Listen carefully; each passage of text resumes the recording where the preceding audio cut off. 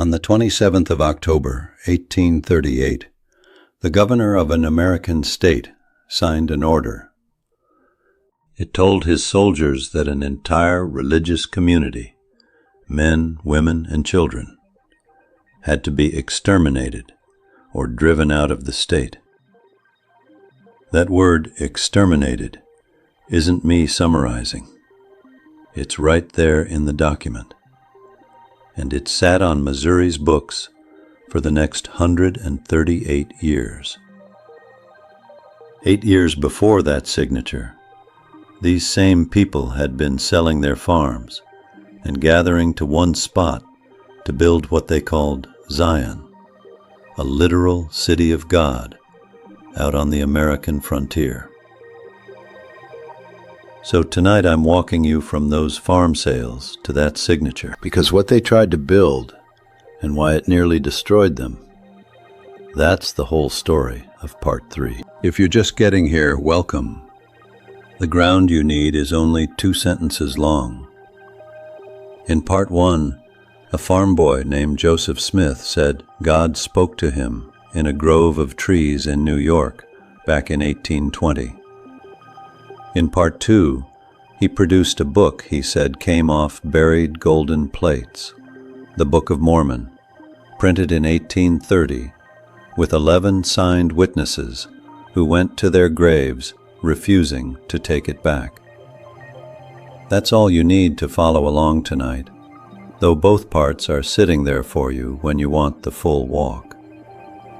This is Part 3 of 5, and my promise hasn't moved since the first episode. I'll take the question seriously, I'll treat every side of it fairly, and I'll stay faithful without getting loud about it. Tonight that promise earns its keep, because this is the chapter where nobody's hands stay clean, including some hands this channel loves. Before we cross into Ohio, give me one honest minute. This channel's young, and it's here to tell this faith's story the way it actually happened. Hard parts and all, and to carry the word of the restoration to people who never got the real version. A like and a subscribe do real work for a small channel that's still finding its feet. And do me a favor, tell me in the comments where in the world you're watching from, because I read every single one. So here's the road tonight. We start with the word Zion, because nothing in this episode makes sense until you know what these people meant by it.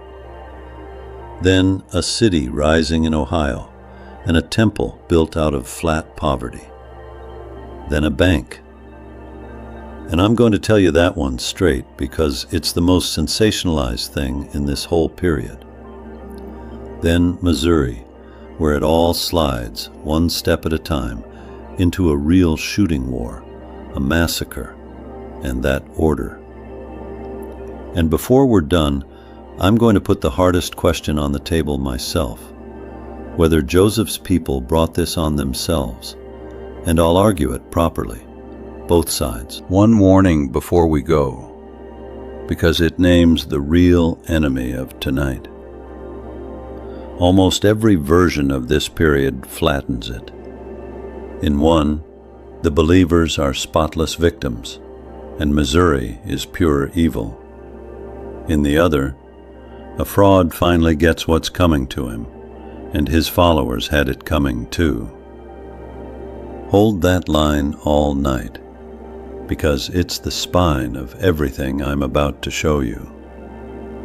The flattened version is always the false version. Start with the word itself, Zion, because to these people it was never a metaphor, and that one fact drives everything that comes next. When Joseph Smith and his early followers said Zion, they meant a place with an address, a real city gathered out of a scattered world where believers would live with one heart, hold their property in common, and, in the words of a revelation Joseph had already dictated about the ancient city of Enoch, have no poor among them. And these people, by the way, called themselves Latter-day Saints. The Saints, for short. That's the name they answered to, so that's the name I'll use tonight. New converts weren't just asked to believe, they were asked to come. Sell the farm, load the wagon, and gather. In the winter of 1830 to 31, just months after the church was organized, a revelation pointed the whole young movement west, to Ohio, and the gathering place turned out to be a little township on the Chagrin River called Kirtland. And there, in February of 1831, Joseph dictated the law of consecration. And this is the engine of everything money-related tonight. A member deeded his property over to the church's bishop, got back what his family needed to live on, that was his stewardship, and gave whatever was left over to the poor. In practice, it ran unevenly, and it buckled under poverty almost right away. But keep the ideal in front of you. These were people trying in dead earnest to build an economy where nobody went without. Then the map doubled. In the summer of 1831, Joseph traveled 900 miles, all the way to the far western edge of the United States, the Missouri frontier.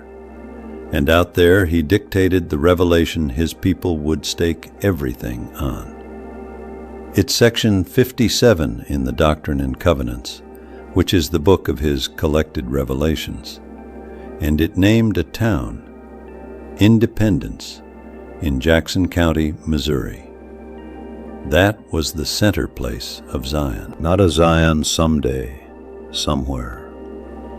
That county, that courthouse, that ground. So from 1831 on, this movement had two poles, nearly 900 miles apart, a headquarters in Ohio and a promised city in Missouri, and converts poured toward both. By the summer of 1833, around 1,200 saints had gathered into Jackson County, and their neighbors had watched them show up with growing alarm. So put yourself on the other porch for a second. These newcomers were mostly Yankees from New England and New York, dropped into a rough southern frontier county. They voted together, they traded with each other, they bought up land in blocks, and they openly taught that God had promised them the whole region. Then, in July of 1833, their newspaper ran a careful little article about free black converts, and the neighbors in a slave state read that as an invitation to abolition. None of that excuses what came next, but it does explain the fear sitting underneath it. What came next landed on the 20th of July, 1833. A mob, several hundred strong, gathered at Independence, tore down the Saints' printing office, threw the press out into the street, and scattered the loose, unbound pages of the Book of Revelations it had been printing. There's a 15-year-old girl in this, Mary Elizabeth Rollins, and she told a story later, how she and her little sister ran into a cornfield with their arms full of those pages while men hunted for them.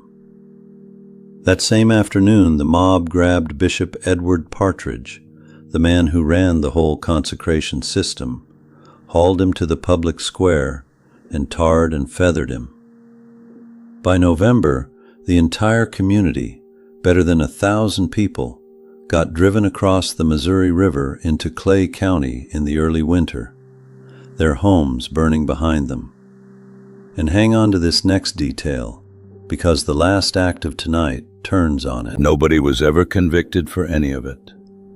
Nobody was ever paid a cent, even though the saints petitioned the courts, the governor, and the President of the United States. The next spring, Joseph marched a relief expedition called Zion's Camp, about 200 volunteers, 900 miles from Ohio to Missouri, to put his people back on their land.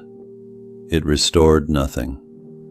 Cholera tore through the camp, more than a dozen died, and the whole thing turned around and went home. A critic looks at Zion's Camp and sees a fiasco led by a failed prophet. A believer looks at it and notices that most of the men who'd lead this church for the next 50 years were forged on that march. Both of them are staring at the same road. So mark the score at 1834. The first run at Zion ended with the press in the street, the bishop tarred on the square, and the people exiled inside their own country. And their answer wasn't to give up on the city.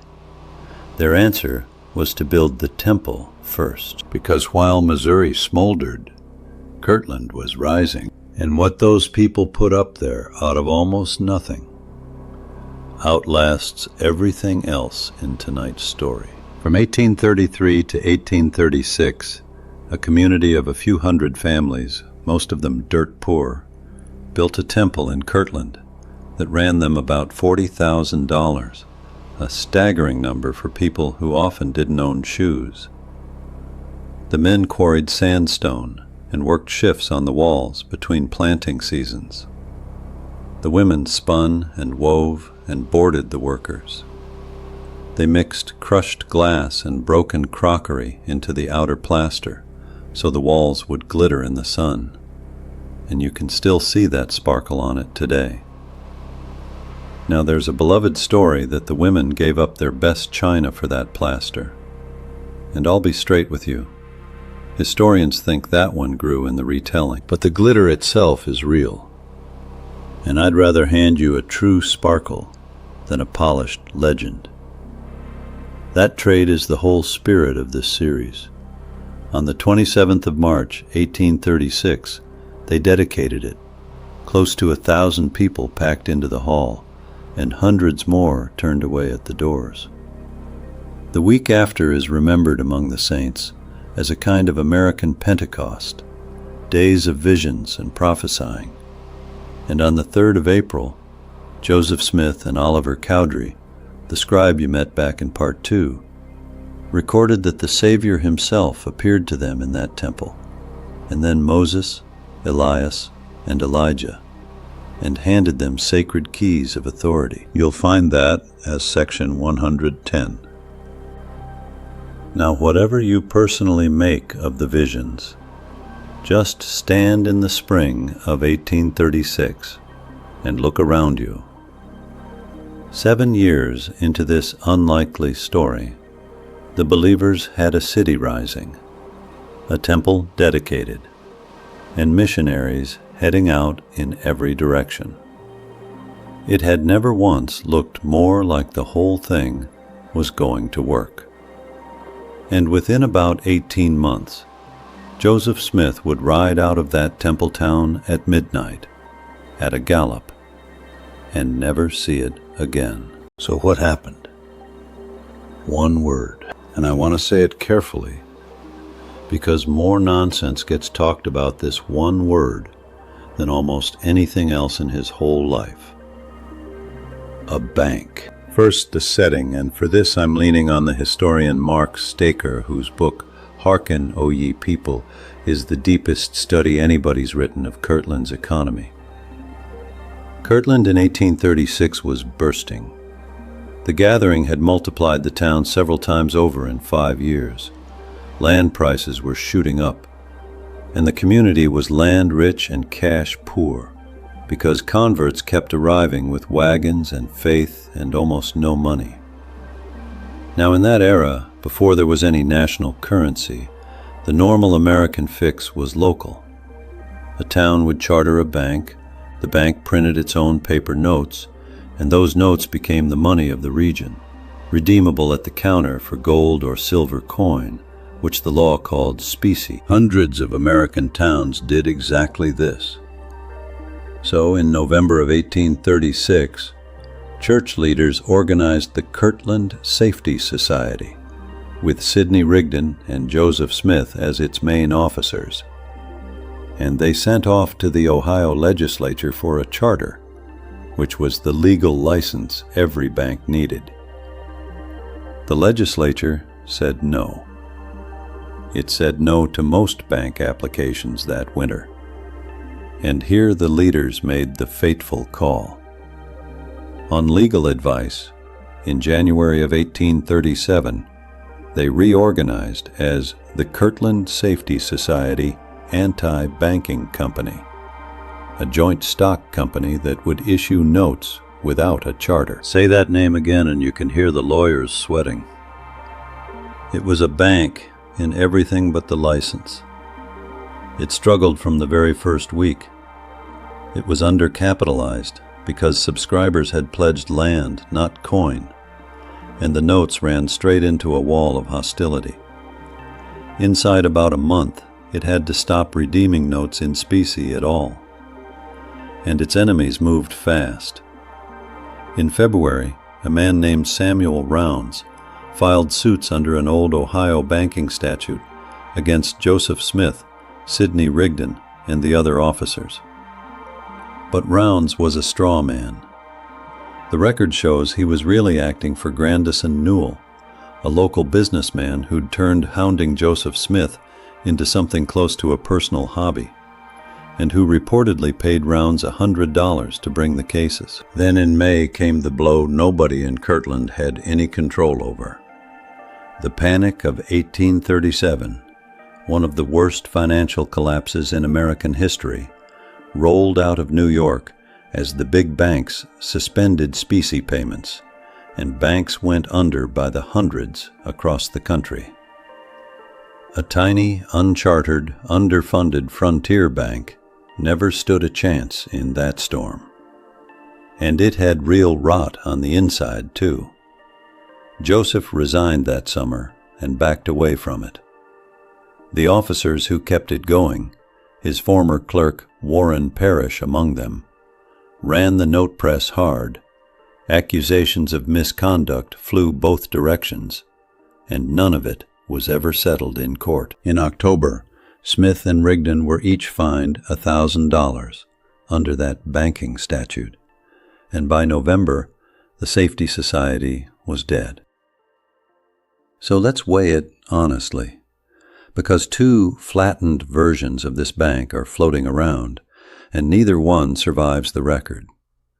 The sensational version says a false prophet printed worthless paper, fleeced his own flock, and skipped town with the cash. But look at what that version has to hide. Joseph Smith bought into the society heavily, and he lost his own money right along with everybody else. He stayed on the hook for Kirtland's debts, and he kept working to pay creditors for years after he'd left, which is not what a swindler does. And his bank died in the very same 12 months that killed hundreds of chartered, respectable, non-profit-led banks. Now the comfortable, faithful version has its own things to hide. Running a note-issuing company without a charter was against Ohio law. The fine said so.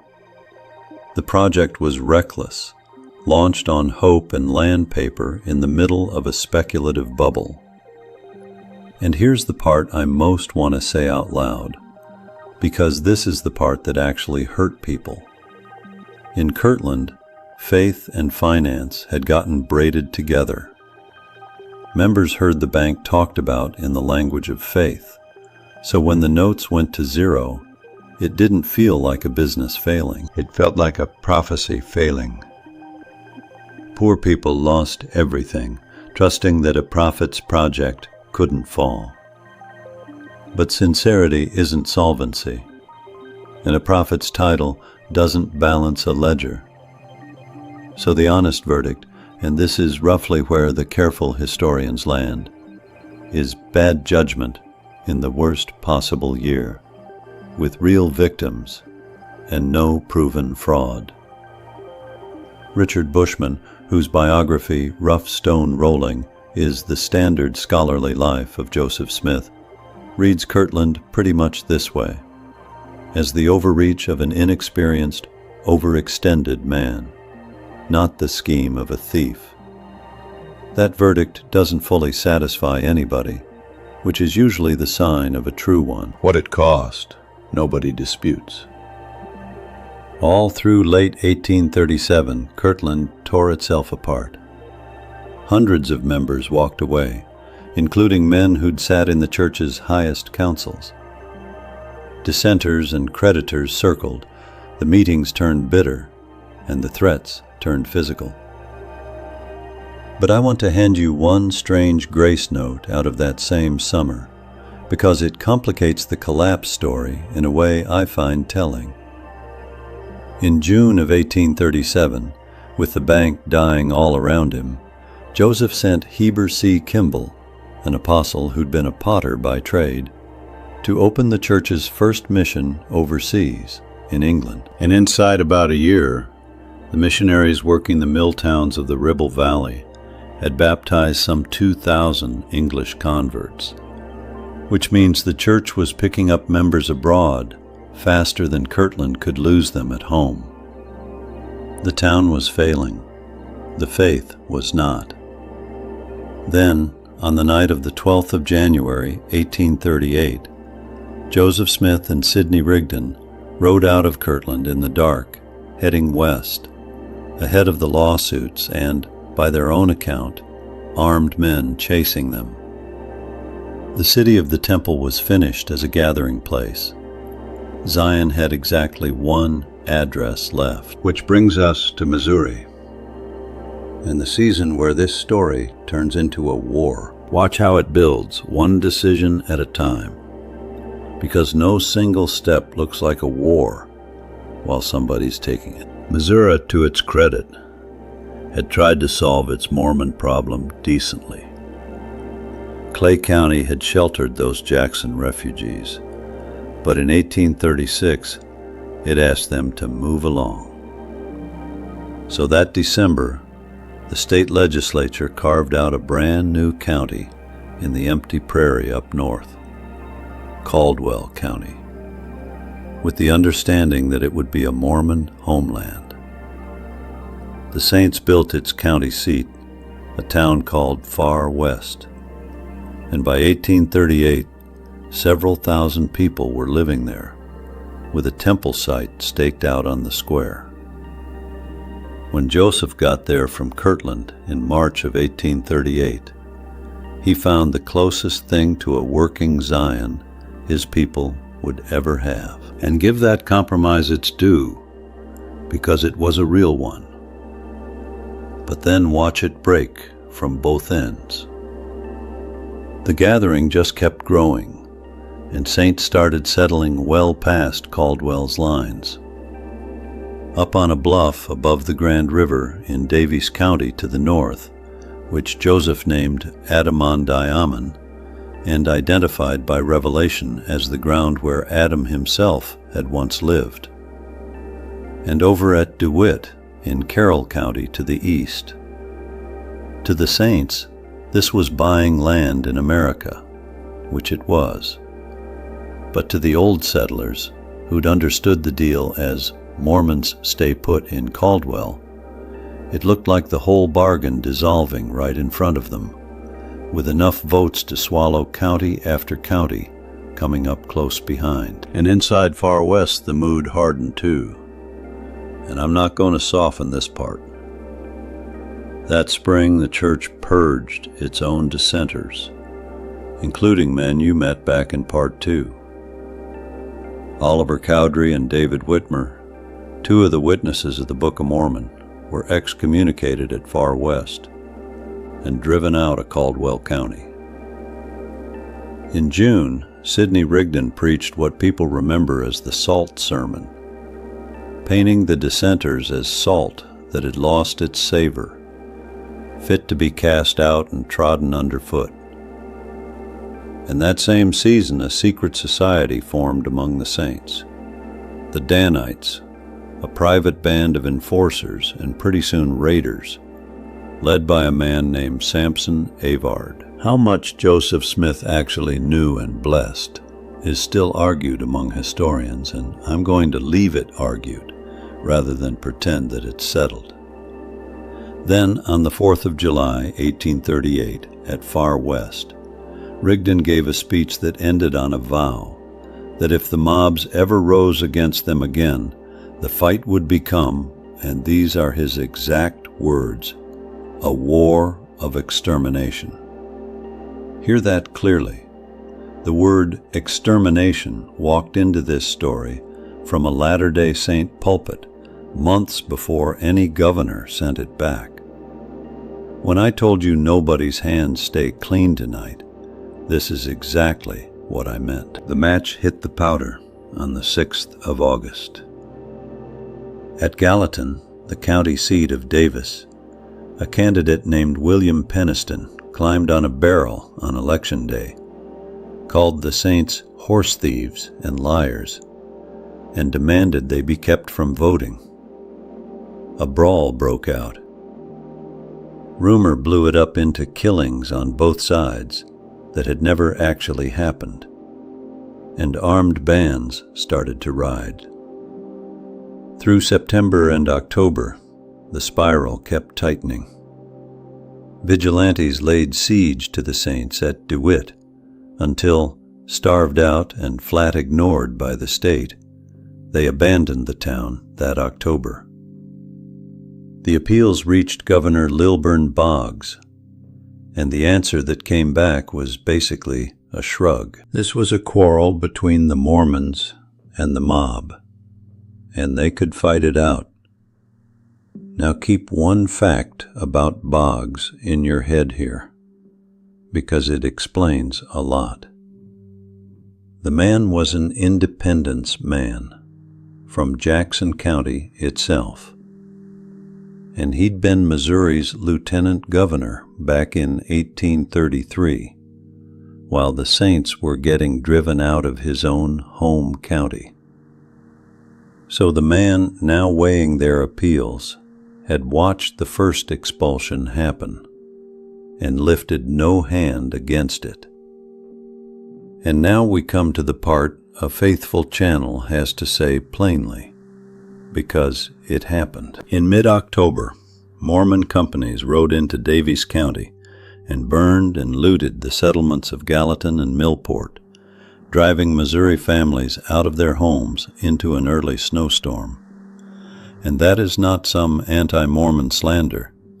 The church's own Gospel Topics essay, the one titled Peace and Violence Among 19th Century Latter-day Saints, says exactly that in so many words.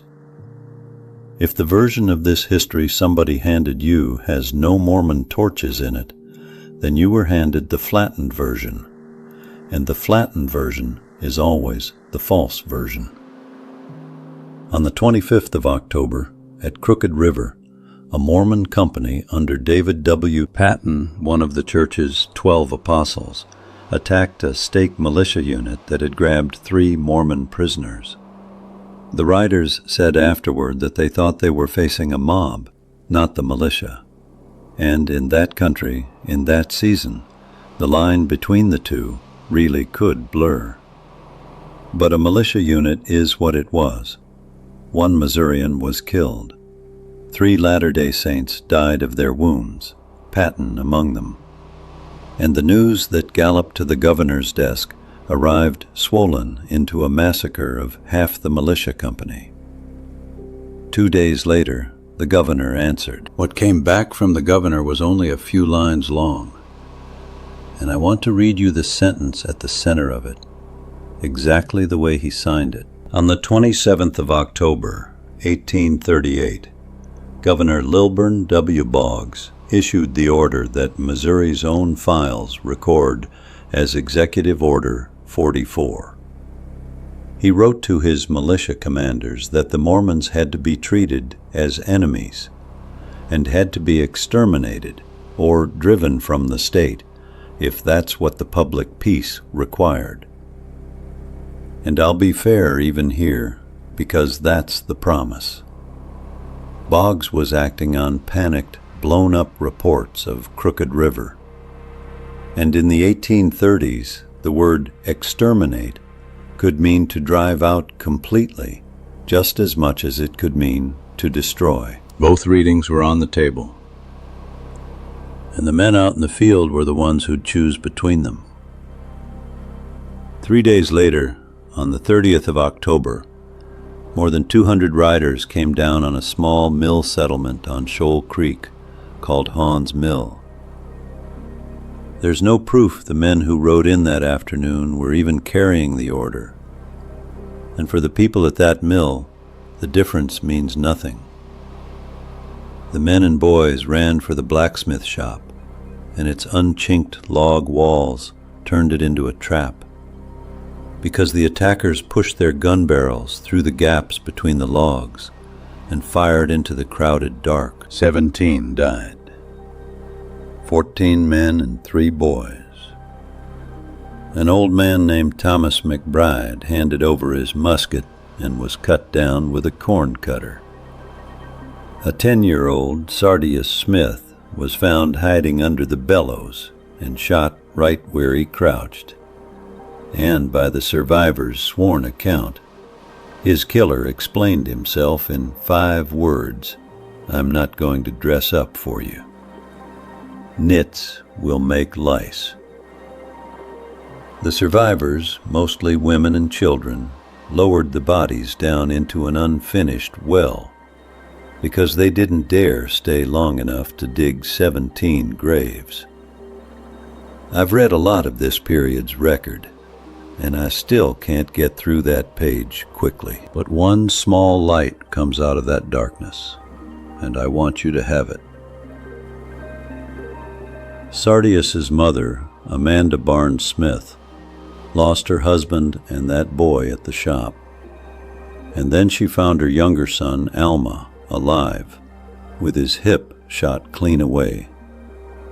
Alone, with no doctor anywhere near, she prayed, and by her own account was directed step by step to clean the wound with lye and pack it with a poultice of slippery elm root.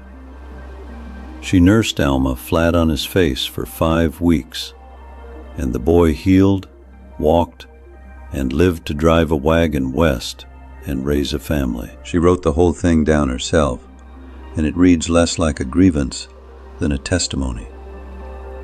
That's the kind of people this order came down on. At Far West, the end came within that same week. Thousands of state militia under Major General Samuel Lucas surrounded the town, and on the 1st of November it surrendered. The terms came down to confiscation and expulsion.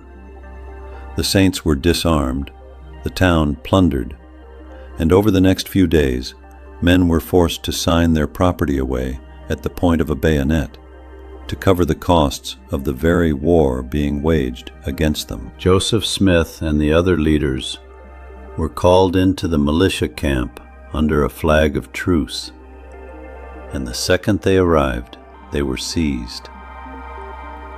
That night, a court-martial, thrown together on the spot, sentenced Joseph Smith and his companions to be shot at 9 the next morning on the public square of Far West in front of their own families. Lucas handed that order to Brigadier General Alexander Donovan, a Missourian, not a Latter-day Saint, a lawyer who'd represented the Saints back in better days. And Donovan's written answer deserves to be famous anywhere conscience gets taught. "It is cold-blooded murder," he wrote.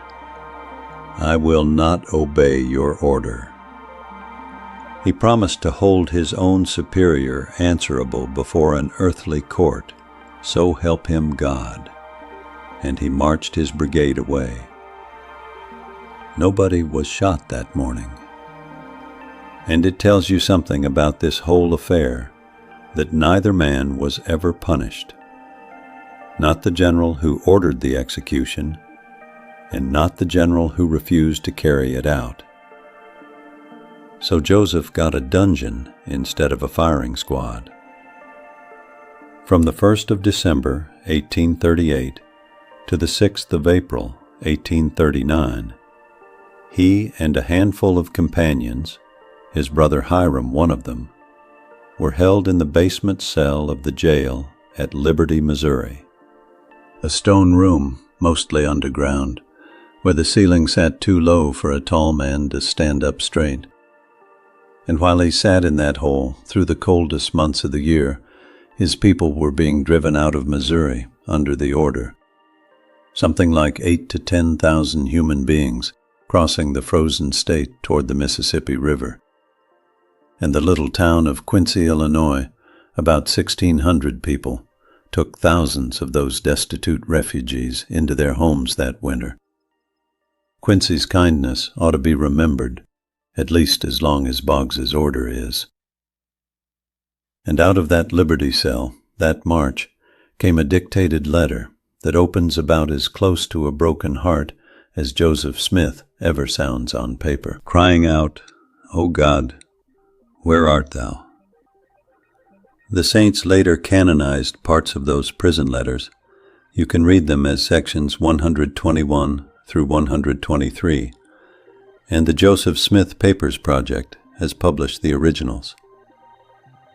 In April, the prisoners were moved for trial, and on the road, the guards, and by every appearance they did it on purpose, just let them ride away to Illinois. Missouri never did bring Joseph Smith to trial for the 1838 war, and the order itself outlived every single person in this story. It stayed on Missouri's books until the 25th of June, 1976, when Governor Christopher Bond formally rescinded it, writing that it had violated the Constitution and expressing, on behalf of all Missourians, deep regret for the suffering it caused. That leaves one question this episode still owes you, and I'd rather ask it myself than leave it sitting in the comments. Did the saints bring this on themselves? Let me build the yes case properly, because it's stronger than most faithful tellings will admit. These people showed up announcing that God had promised them the land. And if your farm happens to sit inside somebody else's promise, that isn't comforting doctrine. That's a threat with Scripture attached to it. They voted as a bloc big enough to tip whole counties. They broke out of the Caldwell Compromise inside 2 years of agreeing to it. In 1838, they organized a secret armed society, purged their own dissenters, listened to their top preacher promise a war of extermination in July, burned Gallatin and Millport in October, and attacked a state militia unit at Crooked River. But notice where the real weight of that list actually sits. The gathering, the doctrine, the block vote, even the alarming prophecies, all of that was legal. Because being frightening to your neighbors is not a crime in America. The raids and the battle, though, those were crimes. And that's where the serious version of the yes case plants its flag. The historian Stephen LeSueur, whose book, The 1838 Mormon War in Missouri, is the standard critical study, presses exactly this point, that Mormon aggression that autumn handed their enemies the pretext they'd been wanting for years. Put that way, the case has real weight, and a faithful viewer gains nothing by pretending it doesn't. Now weigh the other pan. The Jackson County expulsion happened in 1833, 5 years before a single Danite existed, before Rigdon ever said the word extermination out loud, before any Mormon raid or any militia battle. A mob destroyed the Saints' press, tarred their bishop, burned their homes, and drove 1,200 of them into the winter. And the provocation on the record adds up to this. The saints were cohesive, poor, growing, religiously strange, and suspected of abolitionism. The persecution comes before every single provocation the yes case can point to. And that ordering matters, because the saints' worst acts in 1838 came downstream of 5 years of learning that in Missouri the law would never once protect them. Now that context doesn't excuse Gallatin. Grievance is not a license, and I'm not going to hand it out as one. But then run the exact same rule the other direction, because Gallatin doesn't excuse Hawn's mill either, and no honest scale balances the two. When the smoke finally cleared, one side had 17 of its people in a well, its prophet in a dungeon, and thousands of its members stripped of everything they owned and expelled from an American state by executive order. No Missourian was driven anywhere. And Missouri itself, 138 years later, looked back at its own order and called it unconstitutional. Even the church's own essay admits the Mormon offenses. And even LeSueur's critical account doesn't make the saints the authors of that massacre. When the faithful record and the critical record each own up to the other side's half, the conclusion pretty much writes itself. The provocation ran both ways. The catastrophe ran one way. Flatten either half of that sentence, and you've traded history for a cartoon. And you know by now what I call the flattened version. So what did they actually build if the city failed twice? Here's the payoff of the whole night, and I think it's the quiet hinge of this entire series. Back in August of 1833, with Jackson County already burning, a revelation had quietly redefined the one word the whole project stood on. "This is Zion," it said, "the pure in heart." You'll find it in section 97. The city could be burned out of Missouri, but the people, it turned out, could not be burned out of being a people. They lost independence and stayed a people. They lost Kirtland and stayed a people. They walked out of Missouri in the snow, 10,000 strong, and got to Illinois still a people, carrying Zion with them, because by then it lived somewhere no executive order could ever reach. The temple their poverty built still stands in Kirtland today. And far west is just a quiet square of Missouri prairie now, with 4 temple cornerstones sitting in the grass. And I'll tell you, I've stood there myself on a windy afternoon, and the silence of that field does more arguing than I ever could. So tell me down in the comments, because I'll be reading. Have you ever been to Kirtland or far west? What did it feel like standing there?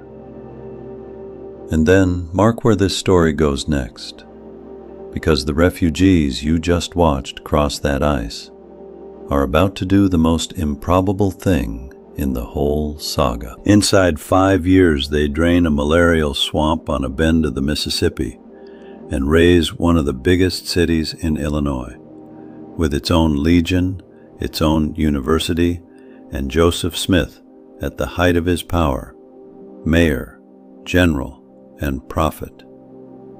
And keep tonight's very first image in your back pocket: the printing press thrown out into the street at Independence. Because in part 4, a printing press gets destroyed again.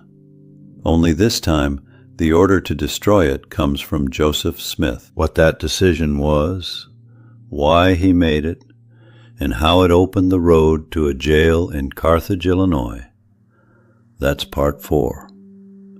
Nauvoo, and power. I'm Nathan Reeves. Thanks for being here, and I'll see you in the next one.